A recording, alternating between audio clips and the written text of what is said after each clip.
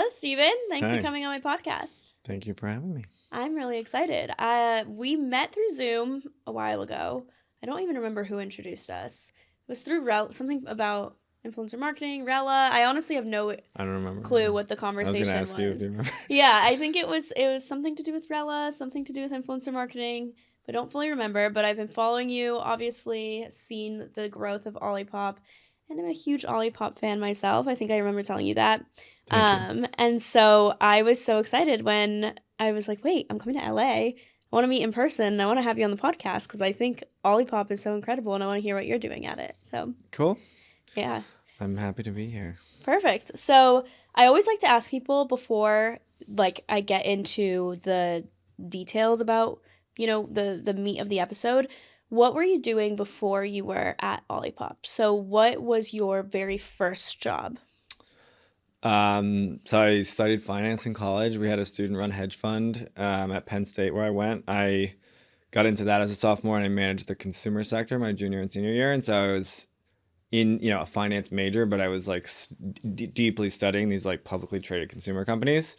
And, once you start to unpack a little bit of the CPG space, like 700 brands are owned by 10 conglomerates. And that was kind of fascinating to me. And then I was way more into like the consumer side of it than like the financial side of it, I would say. So that kind of piqued my interest in like brands and marketing and consumer psychology. And then I actually did consulting my first job out of school. And I thought like I was working at Deloitte, and those jobs they work in every industry. So I was like, oh, maybe I can do consulting in consumer. And I got to the Philadelphia office for Deloitte and found out on my first day that I was the healthcare life science office, and no one told me that. And I literally got staffed on like a health insurance client in like Naperville, Illinois as a 22-year-old. And I was like, all my friends were in New York, like doing investment banking. And I was so miserable. And like, you don't think about it when you're in college because you're like, oh, I can travel. Great. But Yeah. like 6 a.m. flights every Monday, like that's the worst Sunday scaries Yeah. you can have. I have such a similar story. I worked at Accenture after I college, did. and I also thought, oh, it's a consulting company because I studied engineering in school, but I didn't want to do anything really with engineering. So I was like, let me do consulting because you get exposure to different industries. It's a good job. And I was like, okay, I can do something in the marketing side of things with Accenture. Like they had some like growth and strategy section, and I was like, oh, that's what I'll do instead. No, I got stuck testing like a banking I was app. literally running like the customer service call center for Blue Cross Blue Shield Illinois as a Okay, 22-year-old. It was crazy. Like consulting crazy. seems so prestigious. Like it's Yeah. like, oh, you work at a consulting company after school. Like it's hard to get into. And then my role, I felt like a middle schooler could do it. Like it was such an I easy was babysitting position. literally. Yeah. Like No, these call center I was people. testing an app. I was hitting buttons and reporting if something was wrong. I And think I'm the like, thing I learned the most from consulting was how to get really good at packing. Because I was like, I would go to fly from Philly to Chicago on Mondays, and on Thursdays you could either fly back to Philly or fly anywhere else in the country for equal or lesser value. So that's when I started coming out to LA, and that's actually when I kind of fell in love with LA. And like I would go on these I would basically go back to Philly every other weekend. And so I was mhm. living out of a suitcase. But that's like so draining and taxing. You have no I'm working out at this like Marriott every day in like Yep. Naperville, and it's like so not glamorous. There were glamorous projects, but like for every one glamorous one, like the other 10 were like so brutal. Yeah. No, I was on that one project the whole time and I quit after 9 months. I was 11 So, months. yeah. Yeah. Very similar. And So, I just was like, okay, gotta get into consumer. And like a friend of mine from college knew I wanted to get back into consumer stuff, and he saw like a job posting for a consumer investment banking role in San Francisco. And I really wanted to go to California. I wanted to like get out of the bubble of the Northeast that I grew up in. And I honestly flew out there, had my final round interview at the bank. It was called Cowan and Company, like a small investment bank based out of San Francisco, and like got my offer while I was leaving the interview and like accepted it before my flight took off. oh my And gosh. I literally like flew back to Philly, packed my stuff. I had a month of training in New York, but then I moved out to San Francisco, and I like loved San Francisco. I loved like the newness of it and the startup ecosystem there, but it was like a middle market investment banking shop, and like we didn't like win a lot of deals, so it was a lot of like pitching and making decks, but like not actually getting to do the deals that you want on your resume. It was just like why you do investment banking. So that I lasted 9 months, and I was like, okay, this is kind of a dead end too. And I was super into Shark Tank, honestly, and I really wanted to do something in the world of like startups and venture capital. And like 23 years old in San Francisco, that was just like the thing. I really wanted to get equity. I was like, Mm-hmm. I was in that phase of life, and found this company called Circle Up that was like kind of like an angel list, like matchmaking service for investors and consumer brand startups. And I joined as employee 10. They just raised their Series A, and like I just started meeting founders. Like I was trying to onboard, founders and businesses that were raising seed or Series A rounds and wanted to meet investors. And you started meeting people, and I was talking to 30 or 40 brands a week for 3 years, and I was at every trade show. Went to my first Expo West, like a month into the job, and I just like fell in love with it. And like everybody was there for the right reason. It was like good people, motivated not necessarily just by money, but by like actually making a difference in the world. And we ended up raising a VC fund while I was there. So I kind of went from this like, more of like an advisory role. It was like a junior investment banking role kind of into like an actual investing role. And Yeah. so we were one of the first kind of seed and Series A investors focused on better for you consumer and plant-based and all that. And I kind of went on my own health journey through that as well. And I just like fell in love with that. I really fell in love with e-commerce. I really fell in love with beverage. I was kind of watching the influencer marketing world unfold as an investor. And I just like kind of got to a point 3 years in where I was like, I can only learn so much about this by being on this side of the table. And I knew all these founders, and like Whole Foods was always curious in who we were investing in because that would mean they'd have dollars to go spend in the retailer. So Mm-hmm. I was friends with all these buyers at different retailers, and I was like, I know all these people. Like I bet I could be pretty impactful on the brand side. And so that was when I dove into the actual operating side, and I moved from San Francisco to LA. I went to like this food tech meal delivery startup here that was not a great experience. They burned 50 million in funding in a year and went to zero, Oh my which was gosh. wild. And then I met the Ben and Dave who were working on the first iteration of Olipop, had like samples in a soda stream, and they were raising money. Somebody sent me their pitch deck, and I kind of immediately knew, like, I had seen this trend unfolding of like better for you consumer products that were kind of blowing up, and no one had really done better for you soda yet. And I just was like, I grew up drinking soda, and I was like, a soda that has gut health benefits and actually tastes good and is priced under $3, I thought was something that could change the world. And I literally cold called David, and I was like, hey, like, got your pitch deck. Like, I'm an investor. I'd love to meet you. But I was really just like trying to meet them so I could work with them. And I was like, I Right. think I'd help you raise money. And so they took a flyer on me, and I came on as like employee 1 to help with fundraising, and I never left. So it's been Wow. 5.5 years. That's amazing. And so, with your previous job where you were Circle Up, it was called, Yeah. where you made connections and you were, connecting founders, investors, had like the Whole Foods contact. Were you kind of totally solo in that role on building your network, or was the team around you helping you, like, hey, call this person, talk to this person? Like, is that where you learned how to really network and like meet the right people, Yeah, or have you always been like it that? was a total dot connector role. I've always had it inherently. Like even Mm-hmm. like if I had friends in college who were like visiting other colleges where I had other friends, I would like always introduce them. No one told me to do that. Right. I'm a Gemini, and I feel like it's like inherent to our nature. But yeah, our CEO there was like hyper connected in investor world. He had been in private equity for a long time, and honestly, he didn't love the networking side. And I think he kind of wanted someone who he could sort of mentor and train and like send to his meetings and to go to trade shows in his place. And that person just kind of became me. I had a knack for it, and in retrospect now, I've probably met, I don't know, 8,000 founders in the last 7 or 8 years. And like, I love them. They're like the most interesting people in the world. You got to be like a special type of like driven and crazy and, have an appetite for risk to start a business. And I, I have like a high appetite for risk personally, but I also have like, I think almost too much knowledge of how hard it is to start a consumer brand. So I'm always like, will I ever start my own? I don't know, but I think quite good at finding the good founders, connecting with them, and being helpful. Mm-hmm. And yeah, I mean, Circle Up was like a perfect place to do it because everybody wanted to meet us. You're an investor, people want to meet you, Right. and other people wanted to invest in the deals we were looking at, and the retailers wanted to know who we were investing in. So I had this like carte blanche to kind of meet anybody I wanted. Then like the bigger funds in the space wanted to be friends with us so that they could, meet the brands we were investing in so they could invest in them in the future. So I just kind of became the guy there that was like out running around and meeting with everyone. And it's funny because I was like always like afraid I'd be the forever connector and not the operator. And so Mm-hmm. being at Olipop, I've been able to like take all those connections and people I've met over the years and like channel them into one thing, which is Olipop. And actually, instead of being the one introducing the brands to the whoever, getting to be the one to actually drive the conversation and like put the partnership together or Right. sign the celebrity or whatever it is now, or open up Sweetgreen. Like I worked on that for us as well. Yeah. So it's like manifested in all sorts of different parts of our business, but it's something that no one ever told me to do. I just sort of was Right. like, I've always been a connector of sorts. I think that's something that you can learn, but it's one of those inherent qualities I think that you have to have where Yeah. you just are curious. I think it's curiosity, which is the I'm very quality. curious. Yeah, you have to be a very curious person to even like want I to meet left these those first people. 2 jobs, which again, it's consulting and investment banking. Like I remember the hardest part was calling my grandpa who like worked at AT&T for 40 years and was like, "You're leaving that job? Like what are Yeah. you're moving across the country?" And I just was like, I felt like I wasn't learning. Mhm. And I felt like there was a cap on what I could do in those roles, and if I'm not learning every day, I can't be Yeah. happy. Like I don't That's how care I if am. anything else. Like there's so many people who just want to work for money and whatever, and I'm like, I have to be obsessed with what I'm doing every day Me because too. you're doing it like 8 to 12 hours a day, and like how can you be happy? If you're miserable half of your day, basically, no matter how much money you're making. I've always kind of felt like that. So. Same. Yeah. That's why I always say, like, even when looking for friendships, relationships, like people I'm compatible with, I always say, like, I would much rather have, like, someone that complains all the time about everything is, like, my least favorite type of person because I'm like, you can change it. Yeah. Like, you can, like, better yourself and change and move Mhm. on and try something new.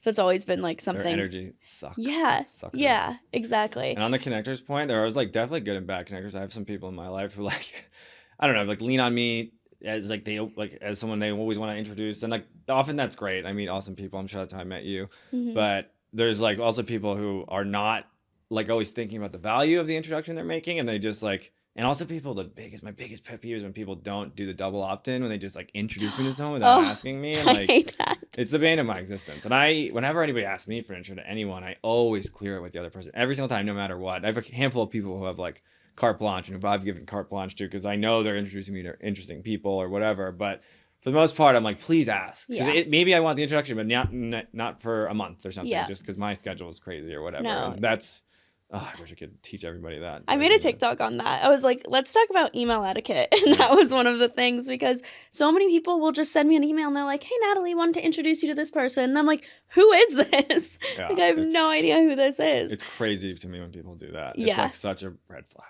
Yeah, no, I totally agree. And I know that you said when you saw the Olipop pitch deck, you like instantly knew there was something special. You wanted to email them.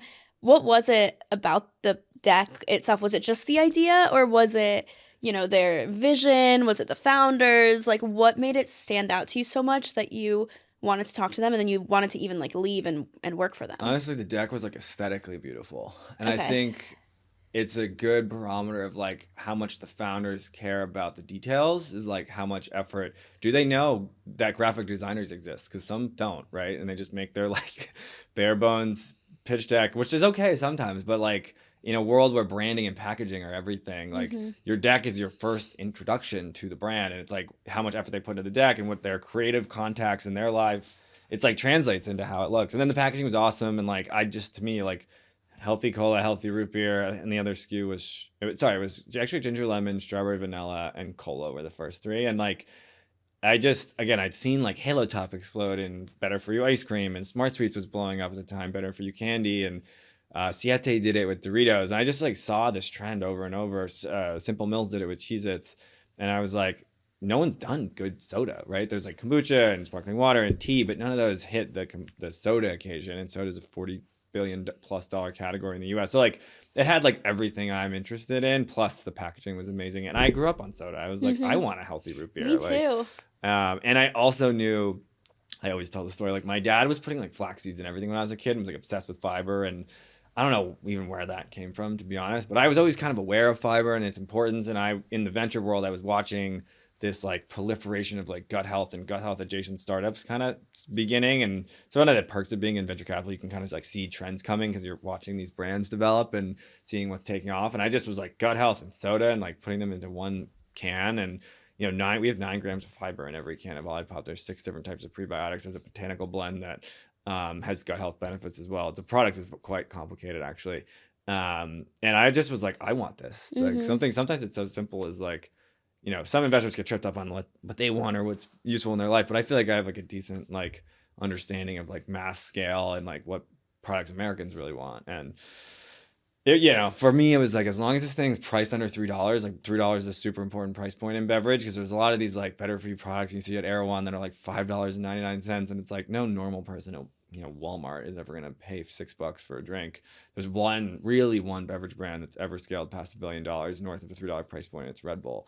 And so I knew that as well. And when they told me like Olipop's not organic as an example for a reason, right? If it was an organic product, the ingredients we use would be $5, and then you're not helping the soda drinkers who like need it. Right. You're just selling to like, wealthy moms at Whole Foods. And so everything that when I talked to Ben and David about their vision of it and what they're trying to do and how they were trying to really help people who need it was like exactly what I was kind of motivated around too. So it's kind of a perfect.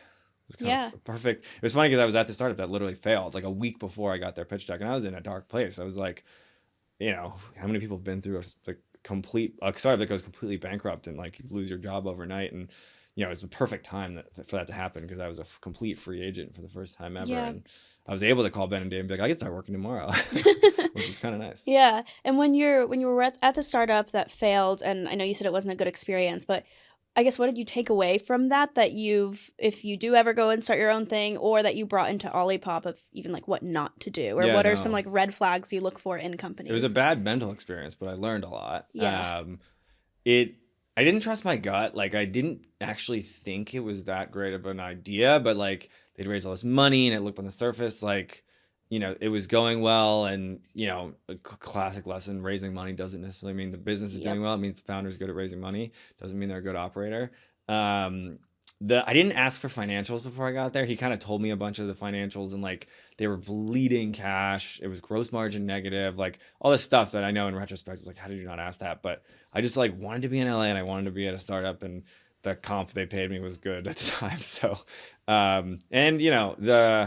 the culture there was horrible. I figured out within like 2 weeks that people were miserable.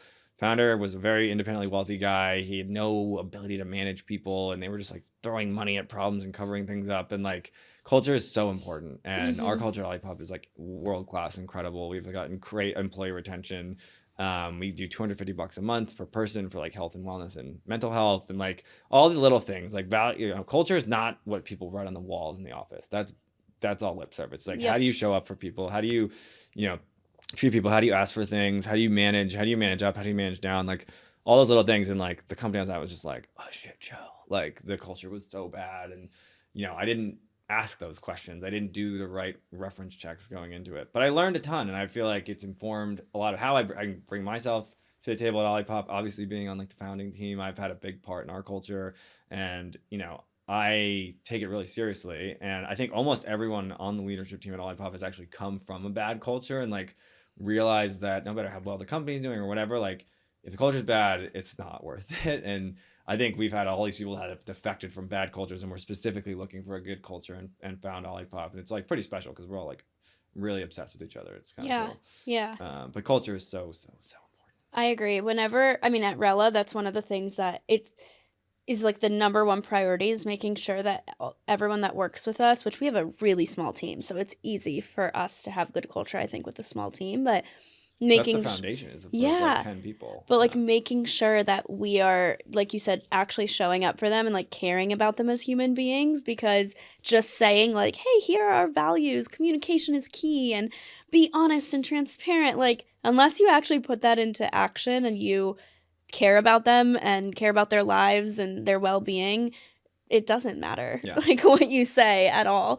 So that's always been like a big important thing. And even though we're small, I think that's one of the things we're like most proud of is, we just our first engineer just left because he's starting his own thing. So like, and he had actually left prior in like earlier in the earlier days of Rella, because when we had like no money, so we really couldn't pay anyone that much money.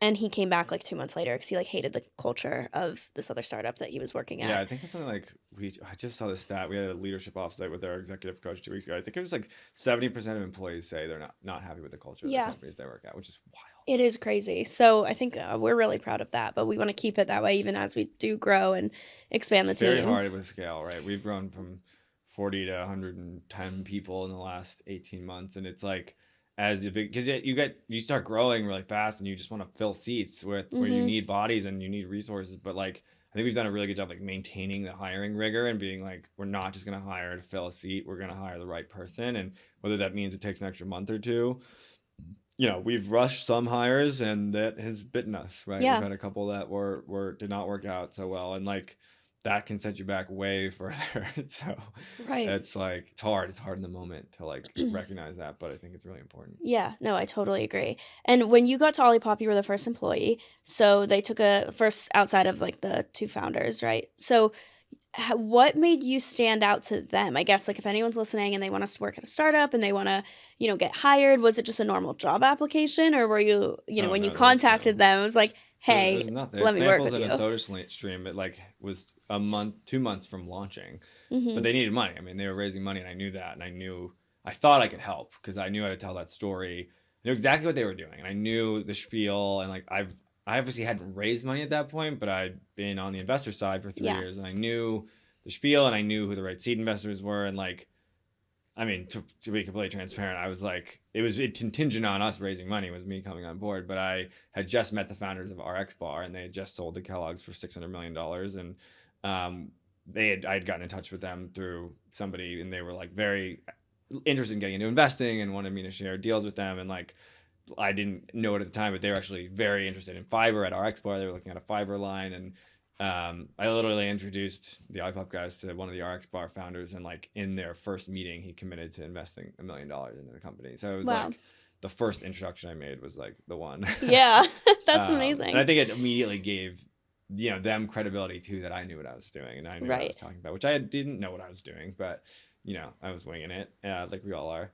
And then I just like have continued to find ways to be helpful, and my role has continued to evolve. It's always been kind of undefined. I kind of view myself as like head of growth, pushing the business in new directions. And like, I think every business needs someone who's not just heads down doing what their task is every day, and is actually looking around the curve. What's like, okay, if we're launching at like Walmart and Target and Publix, and we're not just in Whole Foods and Sprouts anymore, like what needs to change about the business to get us there? And like, I kind of tackled that for us. And then, as TikTok was exploding during COVID, it was like, okay, what's our strategy? How are we gonna get on TikTok? And like, I just made an account and started messing around, and like took 6 months to really figure it out. But someone had to do that, right? Mm-hmm. And then it was like, okay, we want to get into the world of celebrity and music. Like, how does that work? And I'm fortunate where I have all these contacts and relationships at other brands or at the talent agencies or whatever who've done this stuff before. And every time we want to figure something out, I just go and like talk to everyone I can and like distill down what's important and what's not. And we've been fortunate where we've been able to like raise the amounts of money, and the business has grown to allow me to test new things. And like we Mm-hmm. can throw $20,000-$30,000 at something to test and see if it works, which again, not every brand can do that, but Right.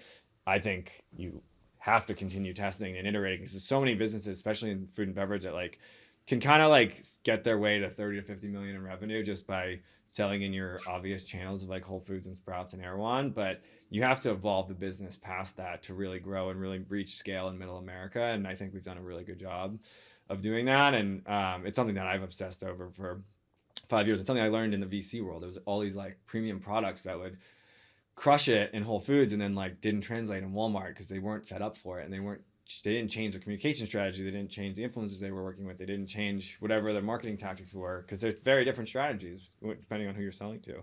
Yeah.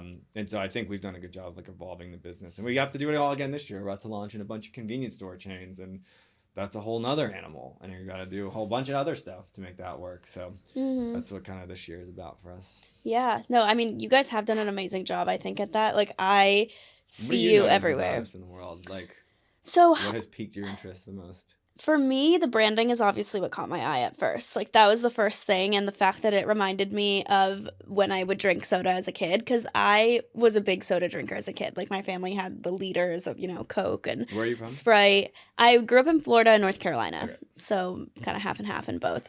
But I always drank soda. And then in 2018, New Year's of 2018, I made it my resolution to not drink soda again. I was like, I'm done drinking soda. Like, it's so bad for you. And we I launched don't- September 2018. Yeah.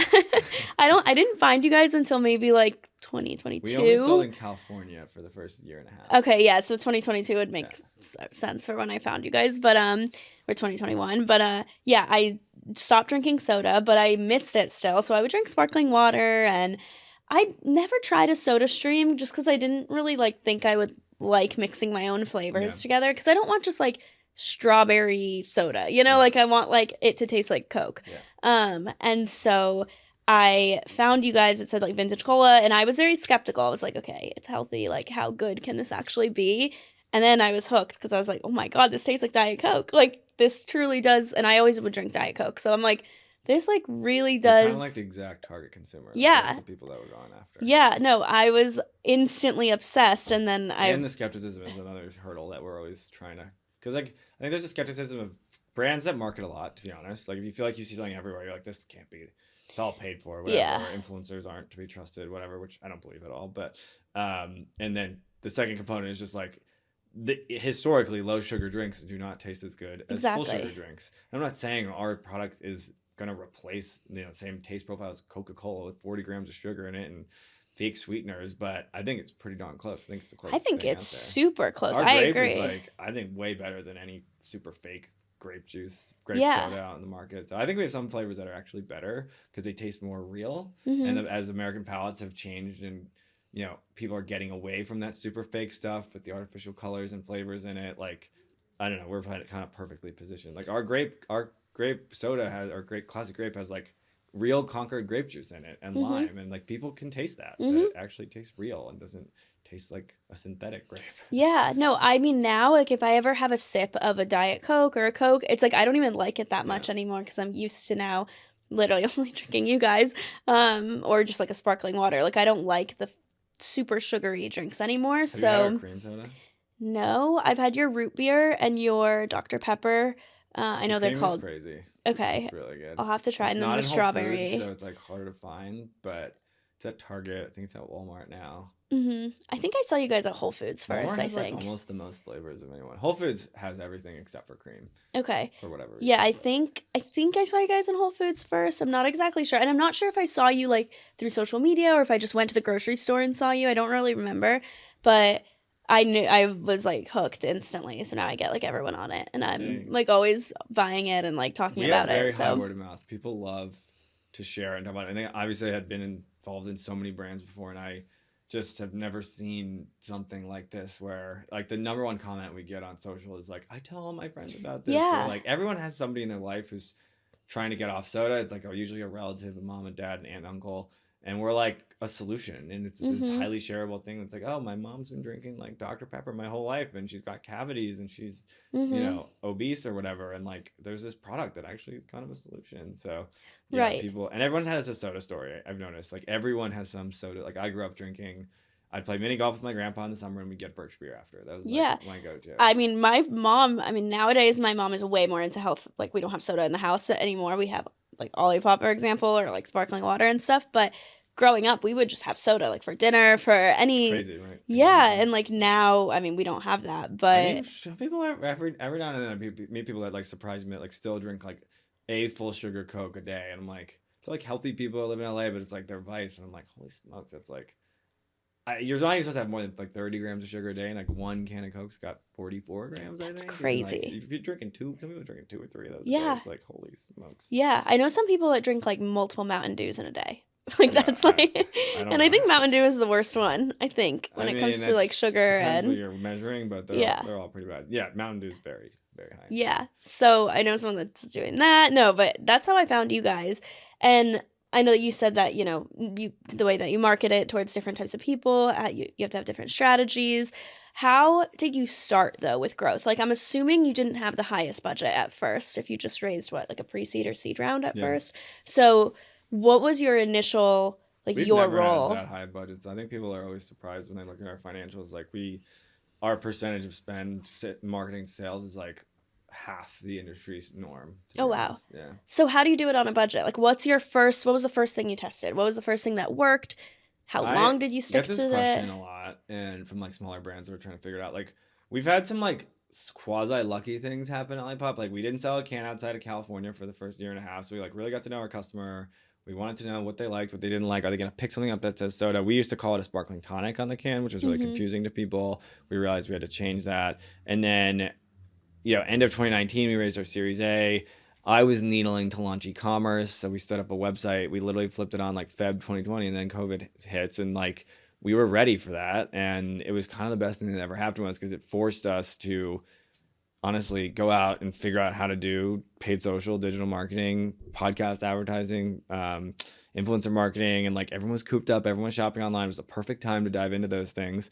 And so it just like I don't know, like growth has been has had many different forms for us, but like for COVID, we were like an e-commerce brand, and we were on like e-commerce podcasts, and we were like Mm-hmm.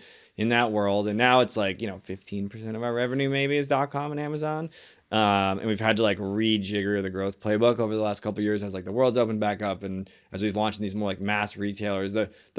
The more mass we get as we launch and scale in retail, like the less it makes sense to drive people to our site for the first order, because we sell $40 12 packs on the site, and we sell $2 cans in store. So that Walmart shopper that's going in to buy the everyday low price, or somebody maybe at like Whole Foods or Sprouts only shops on promotion, like they're probably not going to be your e-commerce shopper at that price point. So I had to kind of like, or we had to kind of rethink the communication strategy, and like we basically inverted everything in 2022 to be really focused on like top of funnel awareness, lower CPM, more of like how do we reach the right audience with the right message, as opposed to being focused on like D2C conversion optimized marketing where you're only selling to like your lowest hanging fruit, something I talk about all the time. Mm-hmm. And it's honestly opened up my whole world in a lot of ways, because now I'm just focused on doing the most interesting, partnerships or whatever I can do that hit very different audiences that help, towards a goal, whether that's,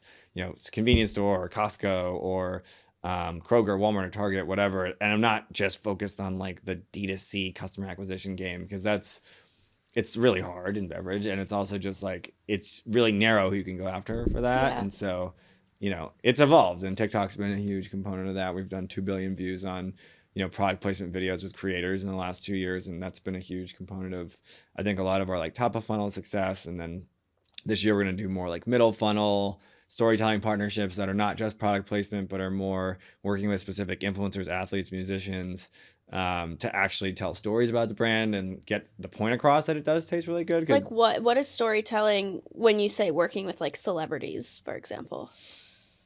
Um, so we did this partnership, like a big ad campaign with Camila Cabello. It was like a kind of your textbook brand marketing campaign. Mm-hmm. We shot this whole ad with her and her family. Um, it was more an emotional ad, I would say, that was Okay. more like meant to be top of funnel and talk to her fans. We didn't have her like talk about the product at all or showcase how good it tasted. I think you have like, to me, top of funnel awareness is like just having the product out there, Right. being in the Barbu music video last year, right? That's like a cool cultural moment. It's really Mm-hmm. meant to drive top of funnel views and awareness that we exist, but it doesn't tell them anything about what the product is, Mm-hmm. right? So maybe that's the way I would think about it, is like you have marketing that's just meant to get the product out in the world and let people know it exists, but then the middle of the funnel is like telling them that it's good Got it. or that Okay. it's good for them, one Mm-hmm. of the two. And so, there's plenty of influencers that we can work with to help tell stories around our ingredients and the fact that we have 9 grams of prebiotic fiber, and we've done actual research on the product to prove that it is efficacious in the gut. And like we haven't told that story much yet. So that's, to me, that's what like storytelling means. Same thing with like athletes, right? You can do like product placement with an athlete where they're walking into the locker room before the game and they're holding a can. That's just like cool cultural Yeah. awareness. But if you actually get someone in a video doing, like we worked with Shannon Johnson, do you know who she is? Her husband's in the NFL.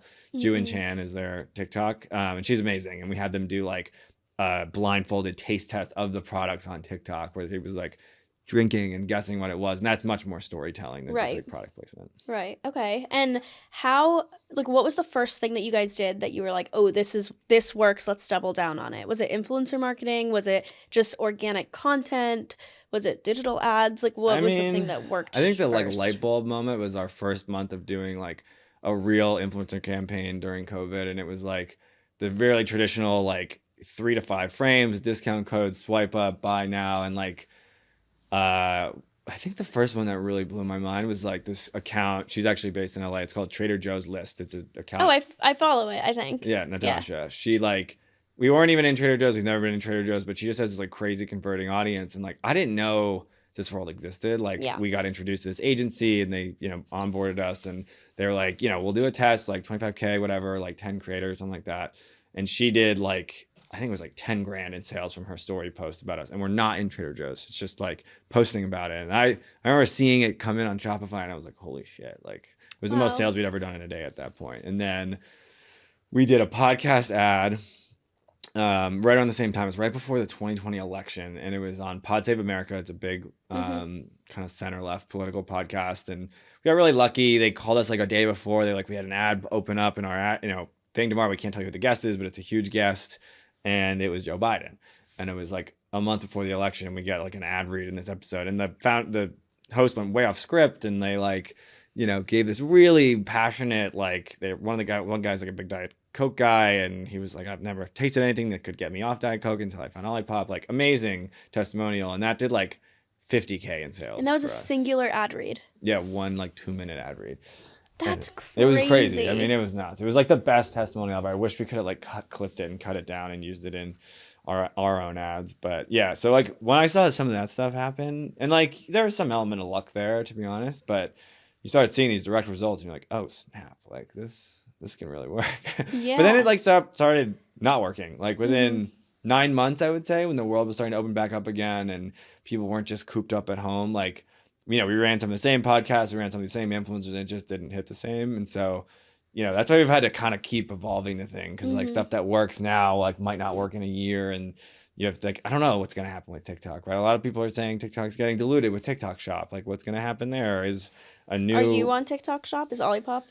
I think we are. We've had like some issue with like how to handle like the taxes across state lines on there. So I don't know. We're kind of on there. Okay.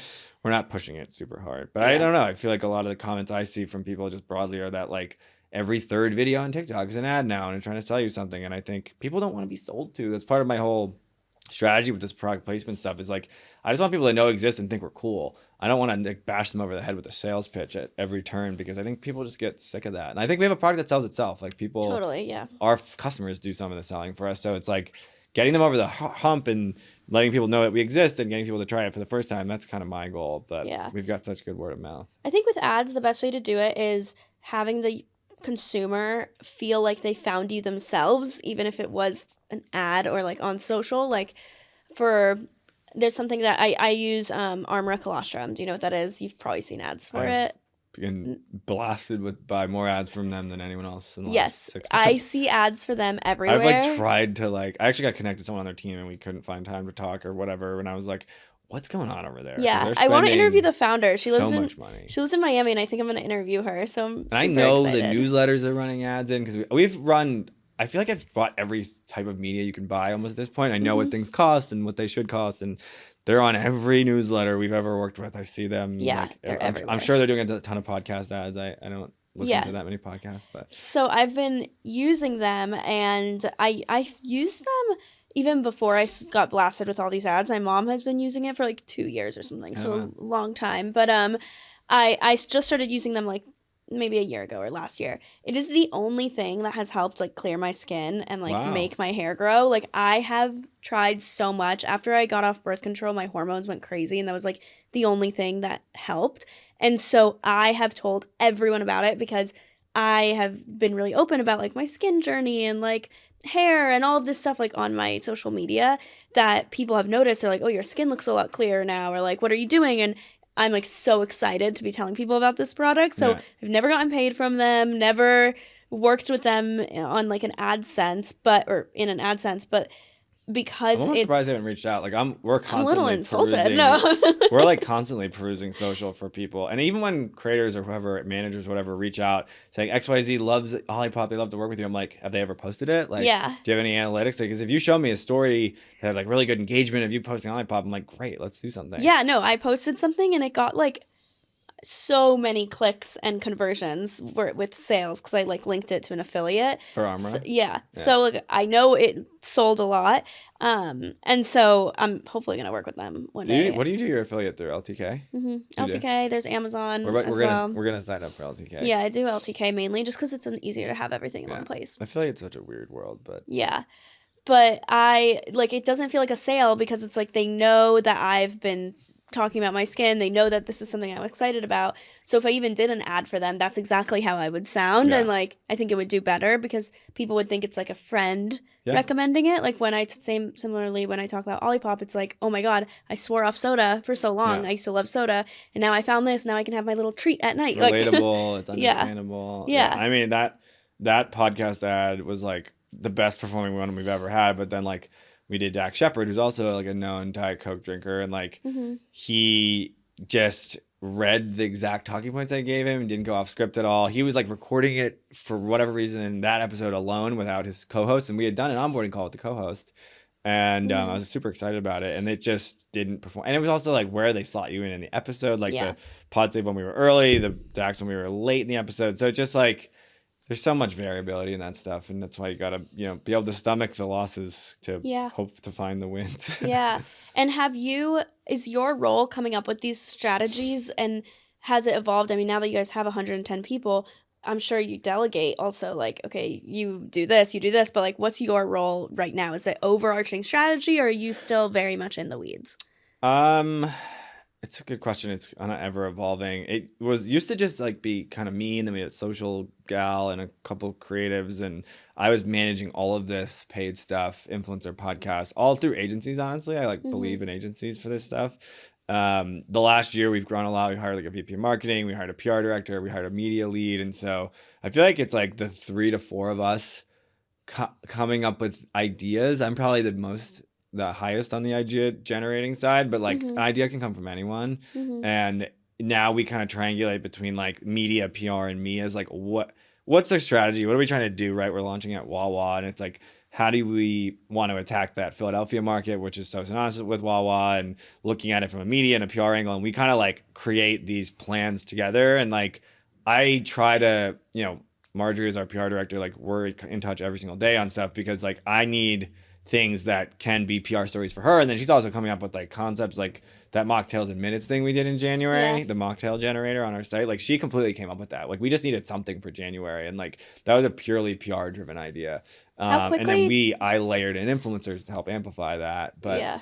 it kind of goes like an idea could come from anyone. And then I'm kind of the one usually in charge of like, especially if it's like an external partner that we're doing a deal with, like there's the negotiating, there's the lawyers, there's the pricing, there's the deliverables. And so I tend to kind of manage that. And then we've got like, once a deal is signed or about to be signed, we bring in like project managers and creative to like execute it and bring it to life. Yeah. And how quickly do you come up with these ideas, and when they get executed? Like mocktail in minutes, when was that an idea, and how So that was the craziest one we've ever done. long That does it idea take? was like November 15th and it went live January 3rd. Okay, so quick. That one was crazy. That's not normal. Like 3 Okay. months you need usually at least to put together a good campaign and make sure, especially if like we're doing billboards and stuff now, like those just need time, like for the creative to be created, the billboards to be bought and signed up for, and but there's also things I've been working on for literally like 18 months Wow. that are maybe a music artist or somebody that like we had a call with and there was like not quite a fit or didn't have Mm-hmm. the idea, and then like something pops up where the idea is the right idea, and so it could,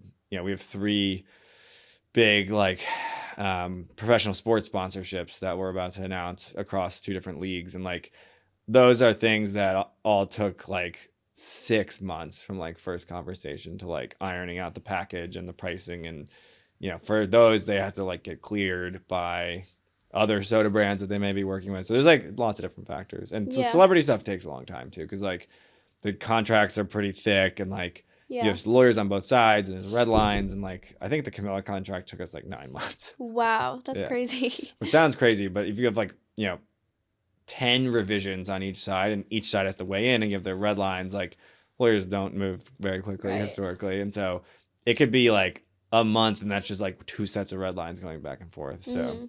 it sounds crazy.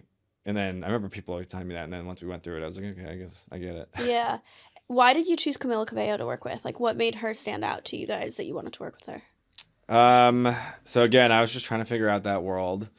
Didn't even know the difference between the 3 talent agencies, honestly. But a friend of a friend was on the or is on the like talent partnerships team at Endeavor WME in New York, and I was just like, can I pick your brain on this? And like he came prepped with like a list of names of like, part of the magic of the talent stuff is like you have to find someone who's open in your category. So for us, like they don't have another soda partner and is like actively wanting to do a partnership with a brand. In our case, it was like open to better for you. Knowing that we're not going to pay what Pepsi's going to pay her was important. At the time she was dating Shawn Mendes, who had just done a big water sponsorship with Flow Water. And she had the same thing as you and I, grew up on soda and has had some like health issues in her family caused by it, and was like very motivated around what we were trying to do. And she got like paparazzi photographed at Erewhon drinking it, so that was kind of serendipitous. And she's also Was not. that a coincidence, or was I don't that know. like I've never a known the answer to calling that. the I don't- paparazzi? it was something. I don't know, but it was after our first conversation, but before we had like a deal in place. So You didn't call the paparazzi I on didn't. them. If anything, her team would have called it to Okay. like show us that she was drinking in public. But Yeah. you know, she's also not inundated with a ton of brand deals. That's like almost the most important thing to me, because there's like, you know, name anyone you could think of who's got like 12 brand deals at any given time, and like it dilutes Yeah. the value of the Right next now, one. Sophia Richie, I'm seeing her everywhere. She's I mean, think so, about the Kardashians. They would yeah, get so many brand everything. deals. I mean, good for them. Like, I mean, I love her, you Alex know, Earl but is, you know, a deal so a day many. kind of the Yeah. status. Yeah. And like, you know, power to him, but I want something where we can create something unique and special and tell a story that hasn't been told before. And she really at the time was working with like L'Oreal and Victoria's Secret, and that was kind of the two. And she hadn't done anything in consumer products, so you know. And her team was great. There was like so many factors that go into it. Like I can usually tell within 15 minutes of an intro call if like, because it doesn't, the talent matters, but the people around them are the people you're gonna be working with, and like if they're not good people, then a deal like it's not feasible in my opinion. Right. Like the people around them have to be good. Her agent's great. Her managers are great. Like even her whole glam team was great. We just shut down a produce section at Walmart to film our first video with her team, and like that was a whole undertaking. They were great during that. So yeah, the stars aligned. It was a lot of work. Like she's a megastar. So Yeah. there's obviously, you know, hurdles you have to climb that you wouldn't have to with, you know, we have a country artist we're going on tour with this year. We'll announce that in like a month. And he's like big, but he's not, you know, household name superstar global yet. And like, you know, I can just tell the back and forth is going to be much faster and candidly less expensive. So we're trying to do more of those like mid-tier partnerships this year than, you know, one huge one, because you also Yeah. can hit a lot more audiences and niche audiences by doing more partnerships. So Yeah. And what does your day-to-day look like right now as the head of growth? I know it's obviously evolved a lot, but what's kind of your agenda on an average day, let's say? I have so much context switching every day. It's like Yeah. insane to kind of think through, but I've always been very involved in our fundraising, right? So we've raised over 9 figures of capital. I do a lot of our investor relations. That's like kind of, you know, we have over 100 investors. So on any given day, like at least one of them wants to talk about something.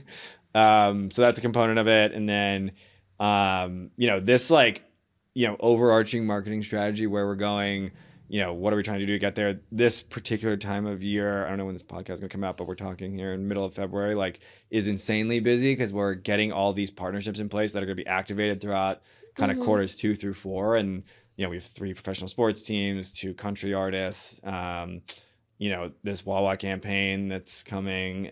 There's just like a lot. And it's a lot of lawyers and a lot of contracts, and a lot of managers. And I'm constantly like talking to like the record labels, as an example. I really like the record labels because they know which artists have music coming out and like which artists they think are going to be blowing up this year. Because that's an important component of like working with musicians. Like, do they have music or not? And like, how can you integrate into their stuff as opposed to, you know, just having to produce a piece of content together and that having to be the only thing. So I'm like constantly talking to people, but then we've got lots of like processes we're building internally as well. I feel like I'm a bit of a Swiss Army knife between marketing and sales, and like I have to like be aware of what's coming down the pipe that we want to market from a sales perspective, but I also need the sales team that's like pitching new business to know what we're working on so that they can get buyers excited. So, you know, I do feel like having been on the founding team and having been with Ben and David since the beginning, I can like be another set of eyes and ears for them in the business and like really trying to think like a founder instead of like most people are hired to do like a job and they do the job, but they don't like always have a good perspective on like what the business needs. And like,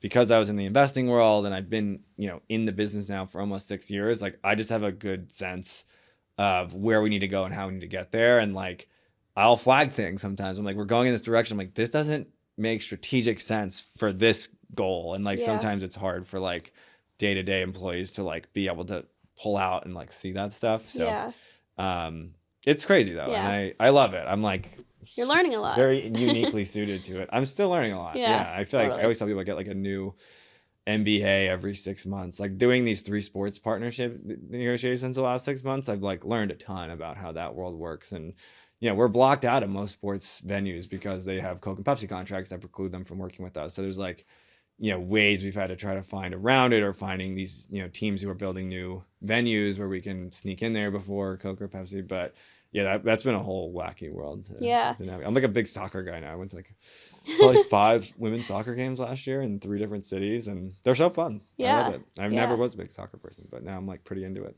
That's awesome. And I'm sure it's been a big change from when you first started. When, it was Oh, just I was you doing and the samples at founders. Erewhon. I was like, Yeah. doing events in LA. We did like a pop up. There's this like food hall in downtown LA called Grand Central Market, and I like had met the woman who was doing the leasing there, and she called me out of the blue and was like, "Hey, we have like a 2-week opening. Like, you know anyone who'd want to do a pop up? Like, we'll pay for it, but we're just like looking to get a cool brand in there." And I was like, honestly, maybe us. And Yeah. like we took a flyer, and it was fucking crazy. Like running a retail shop for 10 days as like a Hmm. beverage brand is not something that any of us had ever done, but probably the worst thing I think, or like best thing I'd never do again kind of Yeah. vibe. But it was actually really impactful. And we like, got 5,000 cans out into the LA market. It was like we just launched within 6 months prior, and we actually got a lot of good content out of it. That was actually Hmm. the first when I first realized the power of LinkedIn. We got these like really beautiful shots of the space, and we hosted like an investor dinner there. And I was like, what do I do with this content? It wasn't like something you'd post on social. Hmm. And I posted on LinkedIn, and it got like 50,000 views. And I was like, wow, you can actually use LinkedIn to Yeah. like reach the industry. And so that I was feel like, like you've just like connected. You're very good at. You're very curious and you try things, and that's what works for you guys, basically. which I think is great.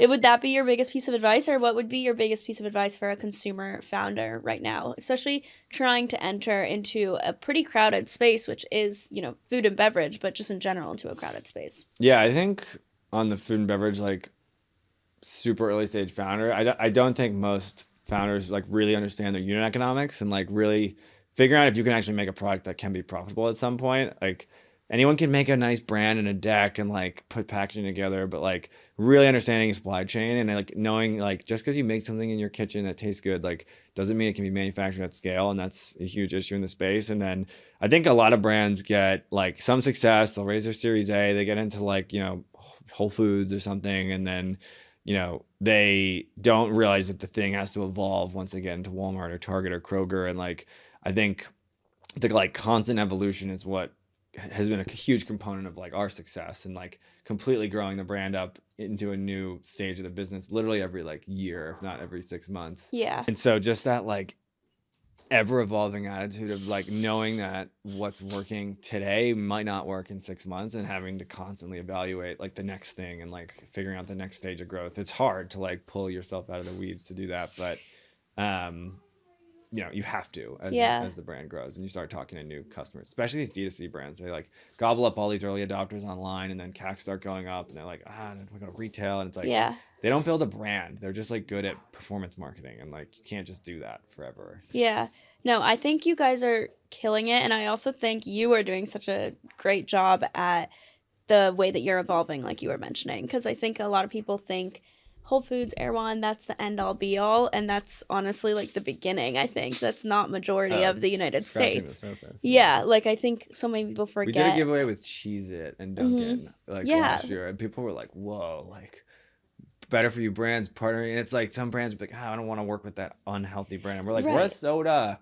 We need to partner with these. Like these are where we're going. This is like I want Cheez-It customers drinking Olipop. We had to call it like another like iconic snack brand the other day, and I was like, this would be so cool if we could pull this out. They're like one of the top, salty snack brands in the convenience channel, and they like kill it on TikTok. And I'm like, they're like, do you like, we're not like a health product. And I was like, that's the point. Like, that, I want to do unexpected things like that. And like the industry all moves in like one direction together. Like if people like, I don't know, people see something interesting, and then everyone like starts shooting photography like that or doing partnerships like that. Like I try to always stay like 6 months ahead of like, okay, everyone's gonna do this. What's the Olipop thing? And we have like one idea we're working on this year. It's like way out of the box. We'd be the first consumer brand to ever do this thing, and it's kind of crazy. And we have this like weird, unique situation where we can pull off something that would cost like $30 million for way less than that. Yeah. And it's one of those that like could be a complete flop, but it could like go viral and like be a really cool moment for us. And like I'm always looking at opportunities that like no one can copy. It's like something I try to think about. Yeah, because we've had a handful of brands come in. I was about to say that there's a lot of I've noticed some, so definitely there's been a proliferation of better for you soda brands. Yeah, but that means you're doing something unique and interesting when people and more people want it. And you need to build a category. You need multiple brands in there. Hopefully that all tastes good. We are doing the work from a science and research perspective that 99.8% of consumer brands don't do. And we're proud of that, but we'd like to set a new industry standard around how people actually, do research on their products and the claims they're making. Yeah. So. Yeah, well, I mean, I love hearing about what you guys are doing, how you guys have evolved, and it's cool to hear from someone who was employee number one, who I think probably you've attributed to a lot of the growth, I'm gonna say, and all of your ideas. And I think this was a really great episode, especially because I love the brand so much. I'm a big advocate for the brand. We Thank should you. work together. We should. I'm here. Yeah, Check out but our billboards down there too. I know I will. I can't believe I haven't. I probably have seen them, but maybe it's just not coming to me. I don't know. They're on a couple like you work from home or do you go into an office? I go to Edgewater, so I am on the highway. If it's like, We have some billboards on the highway. yeah, I must have There's seen a what. bunch in Brickell. They go down to Coral Gables, I think. Yeah, no, I've definitely seen it. Then I just haven't. I'm also the least observant person. It's probably like dangerous at this point. Like I don't I'm observe. like Like too observant when I drive around. I like, am. I constantly don't look at anything. They Like love I'm. billboards. They love out-of-home advertising. I think it's like hard to measure, but I think you have to do it right. Like I think a lot of brands will like buy a couple billboards, and be like we get Yeah. it, and it's like we're doing huge retailer promotions at Publix this month. We sponsored the Publix Marathon. We have a marketing offsite down there next week. We're doing 20 of us will be down there doing activities. are doing We everything. threw like we wrapped a double-decker bus in branding and did like a food tour thing down there Yeah. last weekend. So it all kind of like works together. It's a campaign instead of just like billboards. Right. Right. Well, I love it. Thank you so much, Steven, for coming on my podcast. Where can they find you and where can they buy Olipop? Olipop is in 30,000 stores across the country, including Whole Foods, Walmart, Target, Kroger, Wegmans, Erewhon, Sprouts, Anyway. Publix, H-E-B, soon to be in Wawa next month.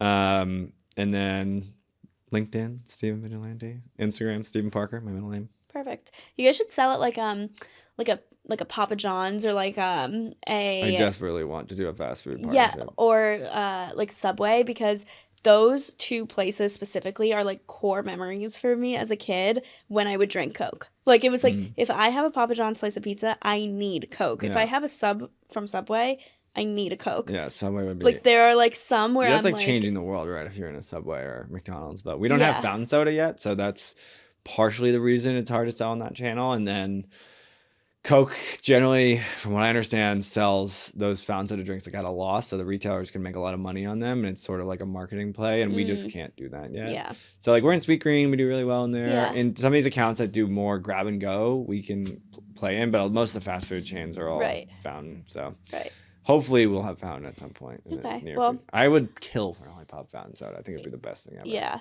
it would be. Well, thank you so much. This was great. You're welcome. Awesome. Thanks for having me.